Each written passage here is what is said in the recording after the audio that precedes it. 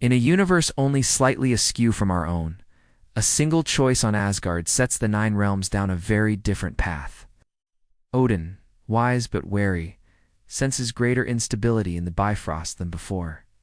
When Thor, ever brash and eager for war, strikes down the Jotun invaders in Asgard's vault, the Allfather acts not with haste, but with caution. Rather than banishing his son to Earth to learn humility, Odin confines Thor to Asgard, determined to temper his arrogance in his own realm, beyond prying mortal eyes. The shimmering rainbow bridge never flares over New Mexico. The quaint desert town of Punta Antigue, waiting for something extraordinary, grows dusty and silent. The researchers at the site, Dr. Jane Foster, astrophysicist Eric Selvig, and the sharp-witted Darcy Lewis study anomalous readings but never witness a god crash to Earth. Their careers diverge gently from legend, charting astronomical phenomena with only passing notes about one particularly strange aurora. With no seed of thunder to draw SHIELDS full attention, director Nick Fury's priorities remain earthbound. The Avenger Initiative file grows slowly, featuring only the enigmatic Captain Steve Rogers, the errant, unpredictable Tony Stark, and faint rumors of a missing Gamma scientist, Bruce Banner. The possibility of true gods and the proof of other realms remains an unproven theory buried deep in S.H.I.E.L.D. archives. Meanwhile, on Asgard, Loki's aspirations fester in the shadows and silence. Watching his brother rail at the confinement, Loki reconsiders the methods of his betrayal. He realizes, too, that without Thor's absence, Odin watches him more closely. The trickster finds subtler means of advancing his plans. He appeals to Frigga, sowing doubts about Thor's readiness, and quietly manipulates the court, drawing attention from his true objectives. Heimdall, guardian of the Bifrost, senses changes in Loki's bearing, and tension in Asgardian politics deepens. On Jotunheim, King Loki sharpens his vengeance. He's frustrated that his covert attack on Asgard's vault was thwarted. But with Thor present and leashed by Odin's will, Jotunheim's counters are calculated and slow-burning. Loki cultivates hidden alliances with those dissatisfied on Asgard, biding his time, never expecting the Allfather's gaze to falter. The major domino topples quietly. Loki never arranges for the Destroyer to travel to Earth. Coulson and his S.H.I.E.L.D. agents remain unaware of Asgardian interference.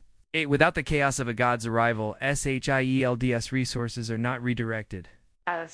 Earth's protectors never encounter alien might firsthand. Back in New York, Tony Stark continues to tinker and provoke, blissfully unaware of how small and vulnerable Earth truly is. His brush with Nick Fury and Natasha Romanoff nudges him toward heroism, but the larger cosmic picture evades him. Steve Rogers, thawed into a confusing modern world, finds only questions. The web that might have woven these disparate men and others together has not yet begun to form. In a bunker, deep underground, a different cosmic threat simmers. The Tesseract, still held in S.H.I.E.L.D. custody, radiates its silent, terrible energy. Without Thor to warn of the coming danger, its power is studied in ignorance. When at last Loki does strike, he does so not as an exile desperate for his father's approval, but as a cunning Asgardian prince who has perfected his manipulations in Odin's own halls. Loki's arrival on Earth is colder, more calculated. There is no guilty conscience, no secret longing for Thor's forgiveness, only ambition and resentment. He stabs at SHIELD with the scepter gifted by his mysterious cosmic benefactor Thanos. Without Thor to counter him, Loki's campaign becomes a true incursion.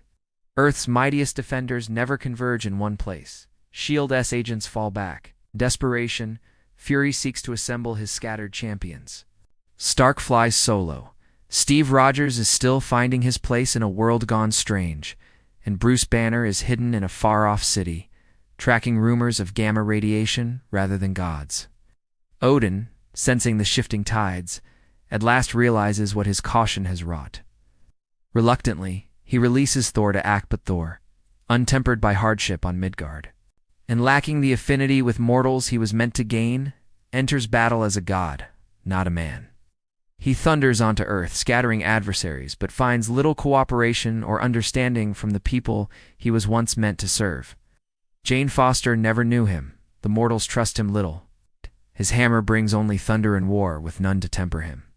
The Battle of New York is bloodier. Chitauri forces spread unchecked, while wary heroes Steve, Tony, Natasha, Clint struggle to cooperate. It is only belatedly battered and desperate that Thor begins to see a need for something more than might connection, humility and trust. Lessons meant to be learned walking among mortals, not hovering miles above them. The world is saved, but at a far greater cost. The Avengers are not a family, but a fractured alliance.